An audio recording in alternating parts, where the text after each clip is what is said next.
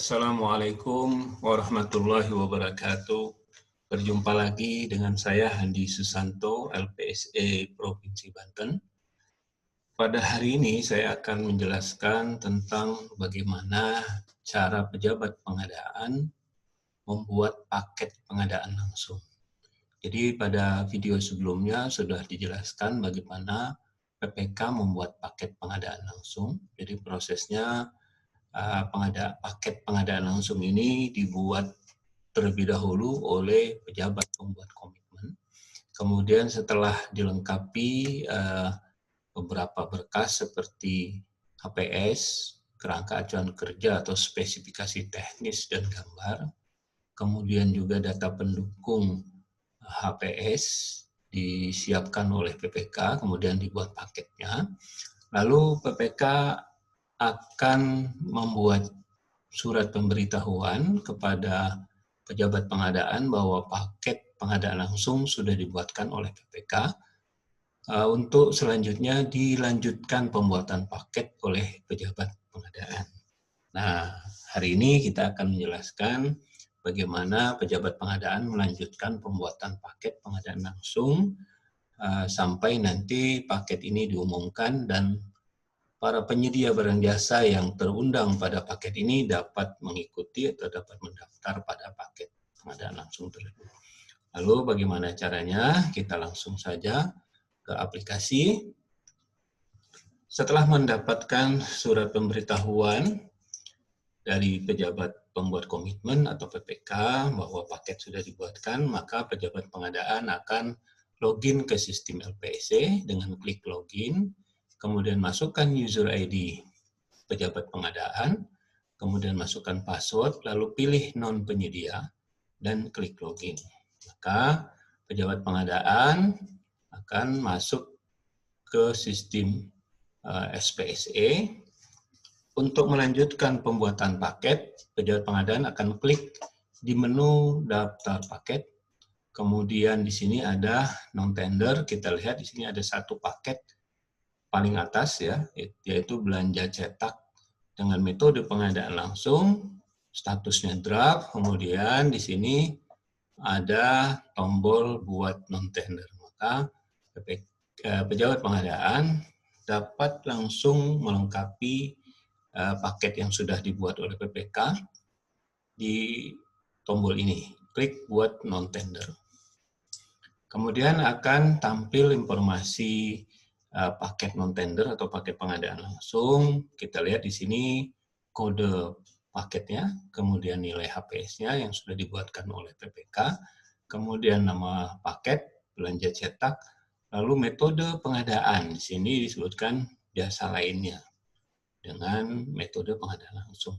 Ini bisa dirubah oleh pejabat pengadaan kalau misalnya ada ini salah misalnya diganti, misalnya di sini jenis pengadaannya bukan jasa lainnya misalnya diganti dengan pengadaan barang, konstruksi atau yang lainnya. Kemudian metode pengadaannya juga bisa diganti, bukan pengadaan langsung, misalnya penunjukan langsung. Jadi ini dua metode yang berbeda antara pengadaan dan penunjukan langsung. Sebelumnya sudah dijelaskan juga apa perbedaan pengadaan langsung dengan penunjukan langsung, dapat dilihat di video sebelumnya. Oke ya, kita pilih. Kalau tidak ada perubahan, kita close. Kalau ada perubahan, kita simpan. Kemudian kualifikasi usaha. Nah, dilihat dari nilai paketnya di bawah 2,5 miliar, maka ini usaha kecil. Dapat kita pilih kualifikasi usahanya perusahaan kecil. Kemudian kita buat jadwal. Jadi kita buat jadwalnya, ini tugasnya daripada pejabat pembuat komitmen. Diklik, kemudian di sini kita lihat ada 5 tahap dalam pembuatan jadwal pengadaan langsung. Yang pertama, upload dokumen penawaran. Jadi langsung pada upload dokumen penawaran.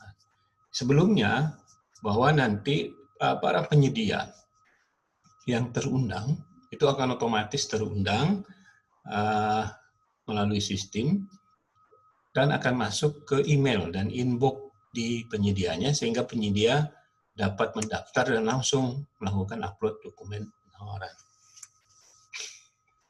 Oke, kita buat di sini upload kita laksanakan misalnya dikasih waktu 1 hari. Jadi posisi sekarang ini kita lihat tanggalnya 2 Juli misalnya. Kita buat di sini tanggal 3 Juli untuk upload. Mulai dari malam sampai 3 Juli lagi, malam lagi. Jadi 1 hari full ya. Kita kasih tanggal 3 Juli juga, mulai dari 00 sampai 23.59. Kemudian pembukaan, untuk pembukaan ini harus hari kerja dan jam kerja. Misalnya hari Senin ya. Hari Senin kita pilih tanggal 6. Kemudian ini tidak perlu lama, sebetulnya cukup 10 atau 15 menit. Bisa juga 20 menit. Oke lah, kita buat 30 menit dari jam 7 misalnya ke jam 8 sampai jam 8.30. Nggak perlu terlalu lama. Kemudian evaluasi penawaran, ini tergantung dari penyedia yang terundang. Semakin banyak penyedia yang terundang, semakin lama untuk evaluasi. Jadi kita pilih misalnya 1 hari saja atau 2 jam saja bisa. Bisa juga di hari yang sama. Jadi setelah pembukaan tanggal 6, ya mulai dari jam 8 tadi ditutupnya pembukaannya sampai jam 8.30, kemudian kita buka jam 8 atau jam 9 ya. Kita buat jam 8.30, oke. 8.31. Setelah dibuka, langsung kita bisa melakukan evaluasi. Ini kita kasih waktu sampai sore ya. Kita pilih tanggal 6 juga, kemudian sampai hari kerja, jam kerja, yaitu sekitar jam 15 misalnya. Kemudian untuk klarifikasi, ini membutuhkan waktu, apalagi kalau penyedia yang terundang, lokasinya jauh, maka kita kasih kesempatan waktu untuk datang. Jadi klarifikasi dan teknis dan negosiasi ini kita undang untuk datang bertatap muka. Untuk di sini sekaligus kita klarifikasi teknis, negosiasi, juga pembuktian kualifikasi. Jadi oleh sebab itu penyedianya harus datang dan ketemu untuk melakukan klarifikasi teknis, negosiasi, sekaligus pembuktian kualifikasi. Oleh sebab itu kita kasih waktu. Jadi tidak bisa hari yang sama dengan evaluasi, kecuali penyedianya dalam lokasi yang berdekatan, di lokasi yang sama. Misalnya kita kasih waktu 1 hari, besoknya tanggal 7, waktunya sekitar jam, misalnya jam 10, sampai sore ya, kita pilih juga tanggal 7, kemudian sampai jam 15. Ditunggu proses diundang nanti klarifikasi dan negosiasi teknis. Setelah dilakukan klarifikasi negosiasi teknis, di tahap ini juga nanti akan dilakukan pembuktian, kemudian dilakukan juga penetapan pemenang. Jadi sekaligus pada tahap klarifikasi negosiasi teknis ini. Kemudian setelah ditetapkan, berikutnya bisa dilakukan penandatanganan kontrak. Jadi besoknya, tanggal 8 misalnya, mulai dari jam 8 pagi misalnya, ini juga harus hari kerja, jam kerja, sampai bisa 14 hari setelahnya. Jadi dari tanggal 8 bisa sampai tanggal misalnya beberapa hari setelahnya. Jadi kita pilih misalnya sampai tanggal 15. Ya. Ini juga harus hari kerja, jam kerja.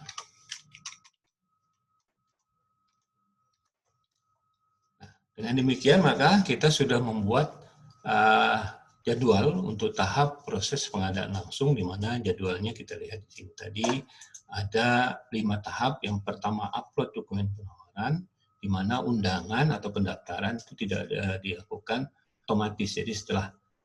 Jadi bagusnya di upload ini juga diperpanjang. Jadi diberi waktu bukan cuma satu. Ini contoh ya. Diberi waktu 1 atau 2 hari agar penyedia dapat mendaftar. Kemudian langsung melakukan upload, kemudian setelah di-upload langsung bisa dibuka, sebetulnya bisa di hari yang sama, tetapi kita bedakan harinya, besok harinya, di jam 8 sampai jam 8.30. Jadi tidak perlu terlalu lama karena dibuka secara otomatis oleh sistem. Kemudian evaluasi penawaran cukup 1 hari, kemudian klarifikasi. Jadi ini tergantung kepada banyaknya penyedia yang kita undang. Semakin banyak tentu membutuhkan waktu untuk melakukan evaluasi penawaran. Kemudian klarifikasi teknis dan negosiasi, jadi ini bisa dilakukan hari berikutnya karena butuh waktu untuk mengundang dan penyedia akan datang pada jadwal yang sudah kita tetapkan untuk melakukan klarifikasi teknis, negosiasi, dan juga pembuktian, serta nanti sekaligus ditetapkan sebagai penetapan sebagai pemenang. Lalu berikutnya penandatanganan kontrak. Jadi kalau kita lihat jadwalnya di sini tidak butuh waktu yang lama, 1 hari untuk upload, kemudian dibuka di hari kedua dan dievaluasi juga di hari kedua, kemudian dibutuhkan klarifikasi di hari ketiga. Lalu selanjutnya bisa dilakukan penandatanganan kontrak. Nah, untuk penandatanganan kontrak ini juga bisa dilakukan di hari yang sama dengan klarifikasi negosiasi. Jadi bisa dalam waktu 3 hari proses pengadaan langsung ini bisa selesai. Bahkan bisa dalam waktu 1 atau 2 hari bisa dilakukan. Kalau memang penyedianya tidak terlalu jauh, dekat, dan terbiasa melakukan proses ini. Oke, demikian cara membuat jadwalnya, lalu kita simpan. Setelah kita simpan, kita kembali, kita lengkapi lagi data berikutnya. Jadi tadi setelah kita lengkapi metode pengadaannya, baik itu jenis pengadaan dan metode pengadaan, lalu kita lengkapi kualifikasi usaha, kemudian jadwal, lalu kita lengkapi dokumen pemilihan atau dokumen lelang kalau dulu disebut. Kalau ini sekarang dokumen pemilihan atau dokumen pengadaan langsungnya. Jadi ini nanti sebagai acuan para peserta untuk dapat mengikuti proses ini. Ini juga menjadi acuan oleh pejabat pengadaan untuk melakukan evaluasi. Jadi apa yang sudah ditetapkan di dokumen ini yang akan kita evaluasi nanti. Kita lihat di sini ada kerangka acuan kerja atau spesifikasi teknis dan gambar. Di sini sudah tercentang, berarti sudah di-upload oleh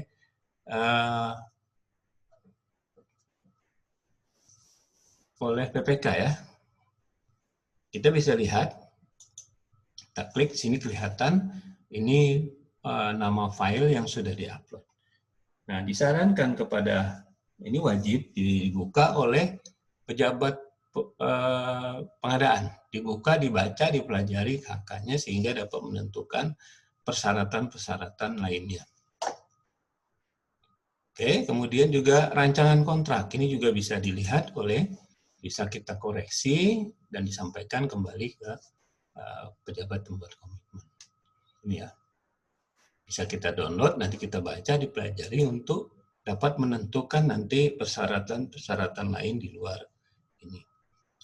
Jadi di sini yang harus dilengkapi pada dokumen kualifikasi adalah pertama persyaratan kualifikasi. Jadi ini kewenangannya pejabat pengadaan untuk menentukan persyaratan kualifikasi perusahaan peserta yang dapat mengikuti.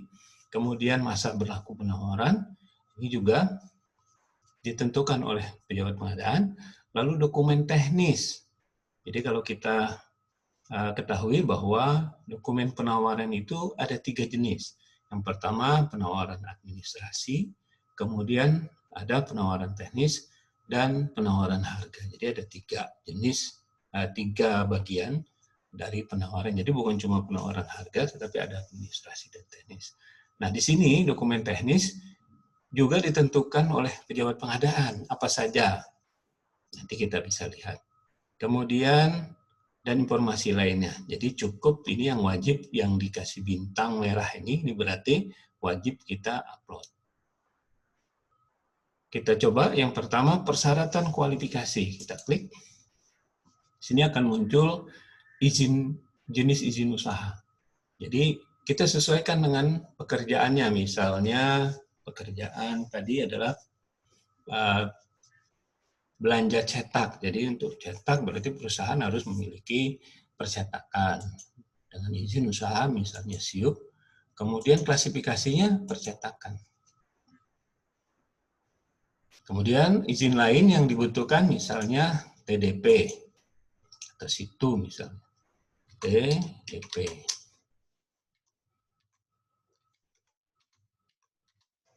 Sama misalnya di TDP-nya percetakan. Lalu di sini sudah ditetapkan, sudah ditentukan, jadi ini wajib memiliki NPWP, sudah dicentang. Kemudian melunasi kewajiban pajak tahun terakhir, tinggal kita lengkapi apa saja kewajiban pajaknya, misalnya SPT pajak ya, tahunan, diminta tahun sebelumnya 2019. Kemudian yang bersangkutan dan manajemen tidak dalam pengawasan pengadilan, tidak pilot dan kegiatan usahanya tidak sedang dihentikan.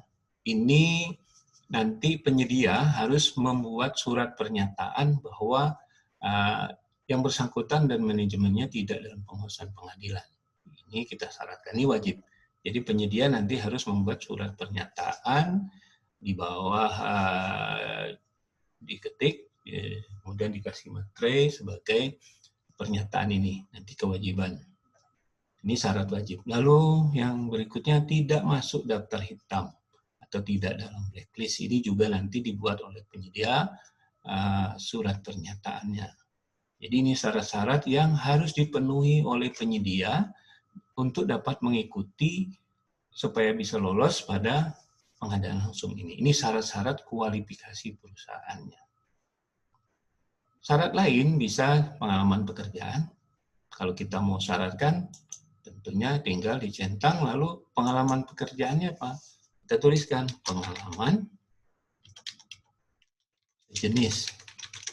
Jadi harus punya pengalaman di bidang percetakan juga, sesuai dengan paket pekerjaannya. Kalau tidak, misalnya kita memberikan kesempatan kepada perusahaan baru yang tidak memiliki pengalaman, tetapi memang bidang usahanya di percetakan, kita bisa hilangkan. Jadi untuk perusahaan baru, berdiri selama 3 tahun masih boleh dapat lulus pada pekerjaan yang tidak membutuhkan pengalaman. Jadi kita bisa hilangkan. Begitupun syarat lainnya, misalnya tenaga ahli bisa kita tentukan, kemudian tenaga teknis, kemudian ada kemampuan yang bisa kita tambahkan di sini. Kemampuan untuk menyediakan fasilitas. Kalau kita mau mensyaratkan ini, tentunya harus koordinasi dengan PPK, apakah dibutuhkan atau tidak.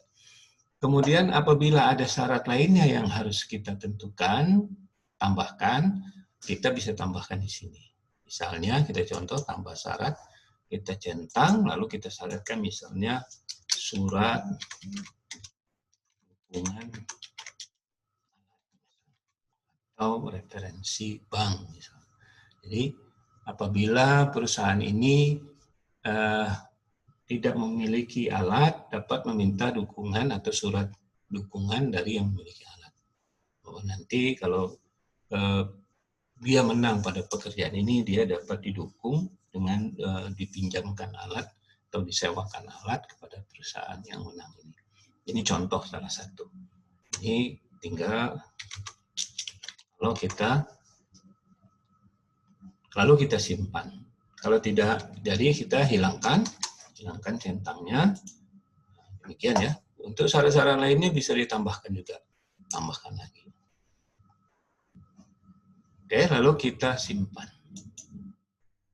Jadi sudah ditentukan persyaratan kualifikasi sudah tersimpan. Ini dari penyedia yang mengikuti, nanti yang terundang harus memiliki SIUP dengan kualifikasi percetakan, kemudian tanda daftar perusahaan, kemudian punya NPWP, melunasi pajak minimal SPT tahunan 2019, kemudian surat pernyataan tidak dalam pengawasan pengadilan, dan surat pernyataan tidak masuk daftar hitam.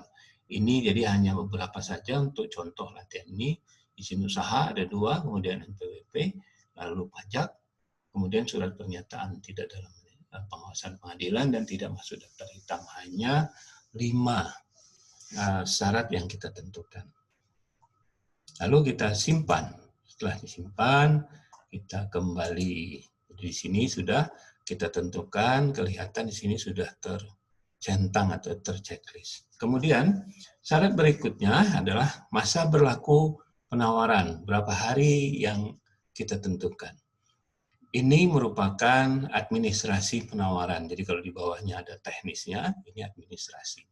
Lalu harganya di mana? Harga sudah nanti otomatis di HPS. Nanti ada rincian barangnya, satuan dan penawarannya apa nanti tinggal ditentukan. Sudah dimasukkan daftar kuantitasnya di HPS. Oke, kita lanjutkan. Untuk masa berlaku penawaran, kita klik di sini. Kita tentukan masa berlaku penawaran berapa hari. Jadi sebetulnya fungsi masa berlaku penawaran itu adalah untuk menjamin harga yang ditawarkan ini berlaku atau sampai berapa hari. Jaminan bahwa harga tidak berubah selama beberapa hari ini. Jadi ini biasanya masa berlaku penawaran ini sampai dengan kontrak. Jadi kalau sudah dikontrak nanti sudah dijamin di kontrak harganya, tidak bisa berubah. Nah, sebelum kontrak, jadi mulai dari menawar sampai ke kontrak, maka ditentukan masanya. Jadi kalau kita lihat jadwalnya, tadi kan cuma singkat, cuma 2 hari. Nah, jadi bisa 3 hari dari mulai penawaran sampai kontrak tadi 3 hari. Tapi lebih aman kita lebih, misalnya 7 hari saja kita tentukan. Lalu kita simpan. Nah, penyedia yang mengikuti nanti harus membuat masa berlaku penawaran ini pada surat penawarannya harus 7 hari. Kalau tidak 7 hari, tidak sama dengan yang ditentukan oleh pejabat pengadaan, maka akan gugur. Kemudian selanjutnya, penentuan dokumen teknis. Di sini sudah disebutkan, dikasih clue, di sini ada, tinggal kita pilih atau bisa kita tambahkan. Di sini dokumen teknis, jadi tadi sudah kita tentukan administrasi, yaitu masa berlaku penawaran, dan surat penawarannya nanti tentu akan otomatis di sistem, jadi tidak perlu diketik. Kemudian kita hanya menentukan teknisnya. Yang pertama dibutuhkan adalah spesifikasi teknis dan identitas. Jadi kita barangnya, misalnya tadi pekerjaannya percetakan, pengadaan belanja percetakan. Kita mau cetak kop surat misalnya tadi, atau cetak. Nah, spesifikasi kop suratnya atau yang lain-lainnya disebutkan di sini. Jadi penyedia nanti harus menyampaikan speknya, misalnya kop suratnya dengan kertas ukuran F4 atau A4 beberapa gram gitu ya, harus ditentukan di sini. Kemudian jadwal penyerahannya. Jadi ini jadwal harus dibuatkan. Jadi kalau kita syaratkan jadwal, maka penyedia yang menawar nanti harus membuat jadwal penyerahan sesuai dengan waktu pelaksanaan yang ditentukan di dalam kerangka acuan kerja atau spesifikasi teknis yang diupload oleh PPK. Kemudian apakah ada bagian yang disubkontrakkan, tinggal ditentukan. Ini biasanya untuk pekerjaan konstruksi. Kemudian apakah perlu brosur dan gambar, kita tentukan. Misalnya perlu, jadi penyedia yang menawar harus menampilkan brosur atau gambar-gambar cetakan yang akan dibuat. Kemudian apakah ada jaminan penjual atau garansi? Karena bukan barang, jadi ini tidak perlu. Apakah ada asuransi? Tinggal ditentukan. Apakah ada butuh tenaga teknis? Kemudian apakah perlu perhitungan tingkat komponen dalam negeri? Tinggal ditentukan. Oke, untuk latihan ini kita tentukan hanya 3, spesifikasi teknis, jadwal, dan brosur. Kalau sudah, kita simpan. Nah, di sini juga ada tambahan untuk harga.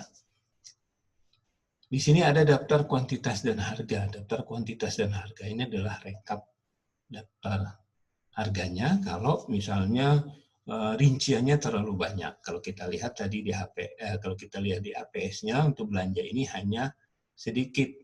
Jadi hanya 4 atau 5 item sehingga tidak dibutuhkan daftar kuantitas dan harga. Kemudian analisa harga satuan. Ini biasanya untuk pekerjaan konstruksi. Karena pekerjaan konstruksi harga satuan tidak dari satu item saja. Jadi dibutuhkan analisa dari mana dapat harganya sehingga harga satuannya sehingga dapat dipahami. Misalnya dalam membuat 1 meter tembok itu harganya bermacam-macam. Ada harga material, materialnya ada pasir, ada semen, ada upah, faktor upah, dan faktor bahan, sehingga perlu dihitung analisa harga satuan. Jadi untuk pekerjaan barang atau jasa lainnya ini tidak dibutuhkan. Atau dilihat apakah memang dibutuhkan atau tidak, dianalisa saja. Kemudian rincian komponen remunerasi person ini khususnya untuk pekerjaan konsultan. Jadi ini tidak kita pakai, lalu kita simpan. Setelah itu kita kembali.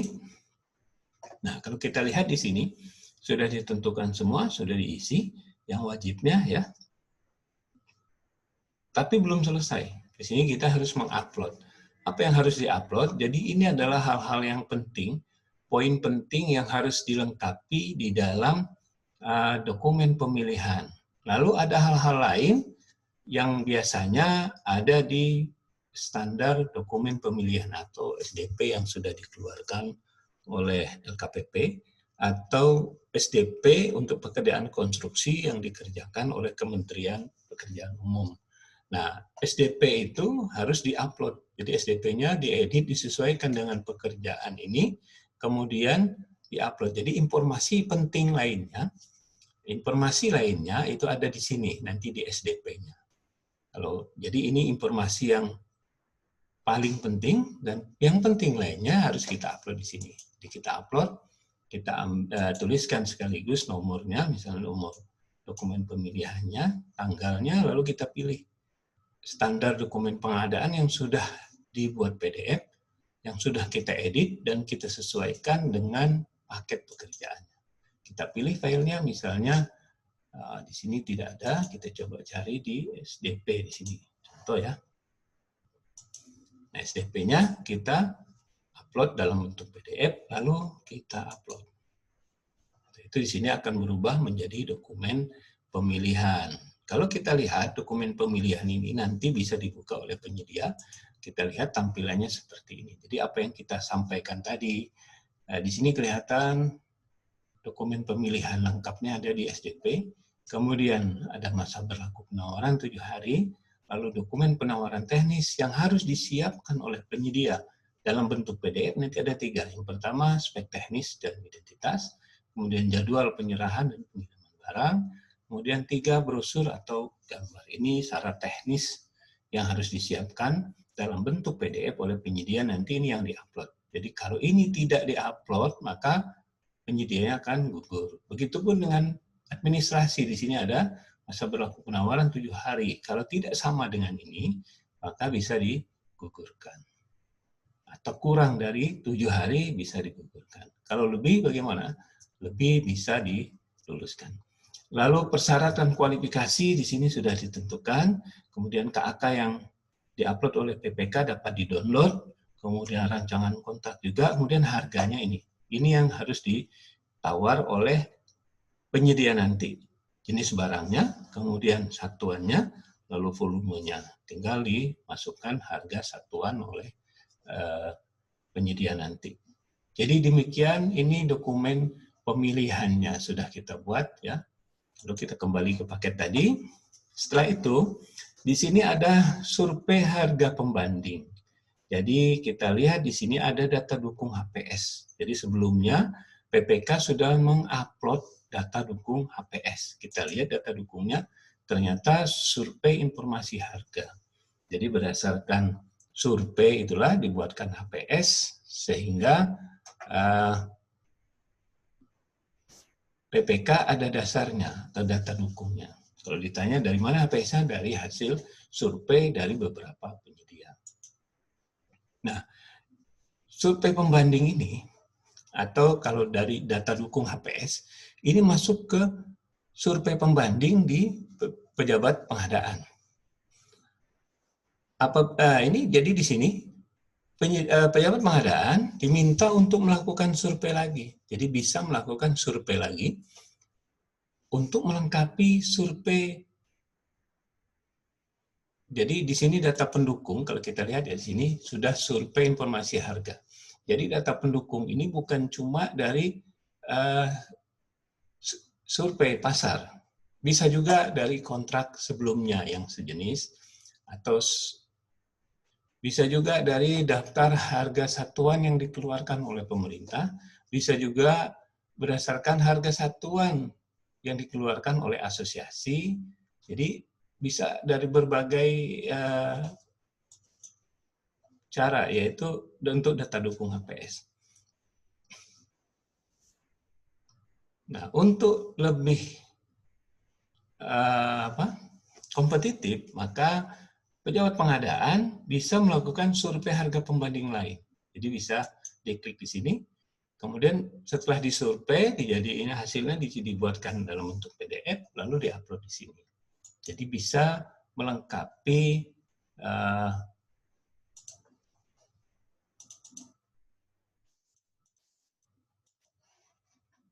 survei harga yang disampaikan oleh PPK. Jadi sini ada dua survei. Yang pertama, survei data dukungnya berupa survei tadi yang dilakukan oleh PPK. Kemudian untuk lebih kompetitif, dilakukan survei lagi oleh pejabat pengadaan. Jadi misalnya tadi data dukungnya tadi hasil survei dari PPK ada 3 penyedia yang disurvei. Kemudian disurvei kembali, disurvei lagi oleh pejabat pengadaan, ada 5 penyedia. Berarti total yang disurvei adalah 8 penyedia. Sehingga lebih kompetitif dibandingkan 3 penyedia. Nah, dari 8 penyedia itu, dari hasil survei 8 penyedia tersebut tadi, dapat ditentukan mana yang paling murah. Kita lihat yang paling murah yang mana. Kemudian dari yang paling murah itulah dapat diundang pada penyedia ini. Jadi kita dasar untuk mengundang atau memilih penyedia berdasarkan survei pembanding atau data dukung yang disampaikan oleh PPK. Jadi misalnya tadi ada 8 penyedia yang sudah disurvei. Jadi 8 yang termurah siapa? Biasanya diambil 3 terendah. Jadi dari 8 itu 3 terendahnya kita undang. Oke, kita pilih misalnya di sini. Pilih penyedia. Lalu kita pilih penyedia. Jadi sebetulnya di sini penyedia yang mau diundang itu sudah kita tentukan perusahaannya, PT-nya, CP-nya siapa dari hasil survei tadi. Sehingga di sini kita tinggal cari penyedianya, bisa melalui NP saja, NPWP. Jadi yang diundang kita udah tahu NPWP-nya, CP-nya apa, NPWP-nya apa kita bisa tahu. Atau nama perusahaannya, bisa langsung kita ketik nama rekanannya. Jadi di sini adalah menu pencarian. Jadi nggak usah diisi semua. Kabupaten diisi, nama perusahaan, NPWP, izin usaha nggak usah diisi semua. Jadi cukup dari NPWP saja misalnya. Atau nama perusahaannya saja. Gitu ya. Nah, untuk latihan ini kita gunakan izin usahanya saja. Sehingga muncul penyedia-penyedia yang mau kita undang, yang sudah kita survei tadi, 3 terendah perusahaannya siapa saja. Misalnya kita undang perusahaan rekanan 224, kemudian rekanan 192, lalu rekanan 203. Jadi ini penyedia yang sudah kita survei, kemudian masuk ke 3 terendah. Jadi 3 terendah perusahaan, ini yang kita undang, yaitu 224, 192, 203. Ini contoh ya, kalau sebenarnya ini nama perusahaan. Misalnya CP Maju, CP Sejahtera, PT Berkah misalnya. Lalu kita pilih. Kita pilih, kita simpan. Kita pilih seperti ini, lalu kita simpan. Oke, sudah dipilih, lalu kita kembali. Maka di sini kita lihat sudah ada 3 penyedia yang kita undang. Dasarnya apa? Dasarnya dari survei pembanding. Lebih banyak yang kita undang lebih baik. Jadi kalau kita undang tadi 8, kita survei 8, kita undang 3. Boleh juga kita undang semuanya. Jadi 8 penyedia itu kita undang. Siapa tahu dari hasil diundang ini, dia berubah harganya. Jadi kita survei harganya, harga ke-8, tapi setelah kita undang, dia bisa berubah. Jadi ini teknis untuk mengundang penyedia. Dasarnya apa? Berdasarkan hasil survei harga pembanding. Semakin banyak yang kita undang, semakin bagus. Nah, setelah kita lengkapi semua, maka di sini akan muncul fakta integritas. Jadi pejabat pengadaan diminta untuk membaca dan menyetujui ini, bahwa tidak akan melakukan praktek KKN, kemudian melaporkan kalau mengetahui ada KKN terjadi, kemudian akan mengikuti proses pengadaan secara bersih, transparan, profesional, untuk memberikan hasil yang baik. Kemudian apabila melanggar 1, 2, 3 yang di atas, maka bersedia menerima sanksi. Ini adalah fakta integritas yang wajib dipatuhi oleh pejabat pengadaan. Dengan menyetujui fakta integritas ini, ya, kita langsung mengumumkan. Jadi setuju dan langsung mengumumkan paket pengadaan yang sudah kita buat ini. Kita klik di sini, mengumumkan paket non-tender.